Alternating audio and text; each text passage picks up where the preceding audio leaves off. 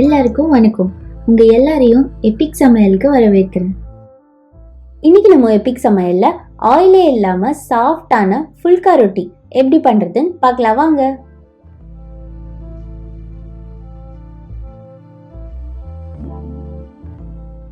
நான் இன்னைக்கு 3 கப் கோதுமை மாவு எடுத்திருக்கேன்.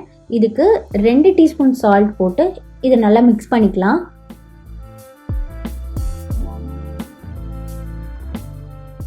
இதில் சுடு தண்ணியை ஊற்றிட்டு ஒரு ஸ்பூனை வச்சு நல்லா மிக்ஸ் பண்ணிக்கலாம்.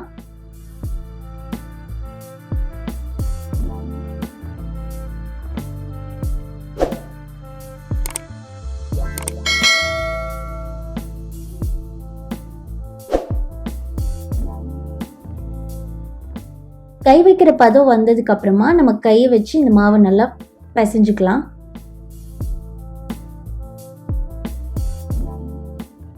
சாஃப்டான ரொட்டி வரதுக்கான நம்பர் 1 சீக்ரெட்டே மாவு நல்லா ஃப்ளோரில் போட்டு இதை அடித்து நல்லா பிசைஞ்சுக்கணும்.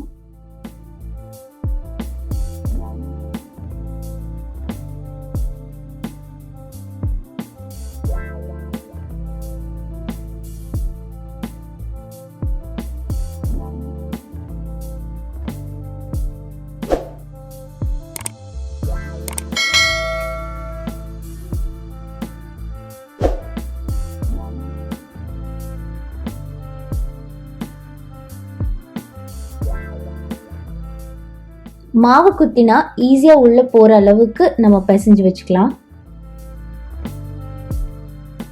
இப்போ சாஃப்டான ரொட்டிக்கு 2வது சீக்ரெட், இதை நீங்கள் 1லேருந்து 2 மணி நேரம் ஊற வச்சுக்கோங்க.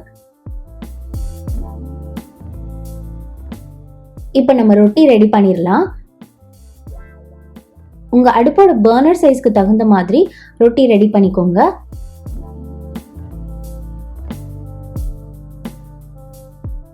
நம்ம அடுப்பை சிம்மில் வச்சு தான் ஃபுல்கா பண்ண போகிறோம். அதனால இதை ஒரு ஸ்மால் டு மீடியம் சைஸ்க்கே ரொட்டி ரெடி பண்ணிக்கலாம்.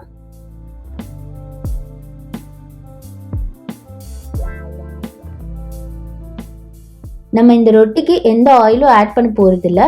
ஸோ டயட் கன்ஸ்ட்ரெயின் இருக்கிறவங்களுக்கு இது ரொம்பவும் ஹெல்த்தியான ஒரு ஆப்ஷனாக இருக்கும்.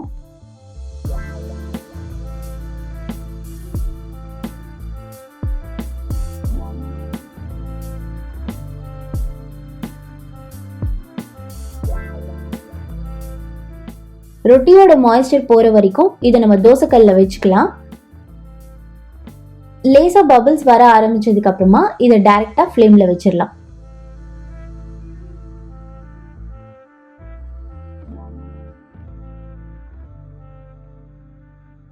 ஆஹா, கொலஸ்ட்ராலே இல்லாத சாஃப்டான ரொட்டி ரெடி. இது நீங்களும் ட்ரை பண்ணி பார்த்துட்டு உங்கள் ஒப்பீனியனை கமெண்ட் பாக்ஸில் பதிவு பண்ணுங்க. அப்புறம் அந்த லைக் பட்டனை டிஸ்ட்ராய் பண்ணுங்க. உணவே மருந்து. நன்றி.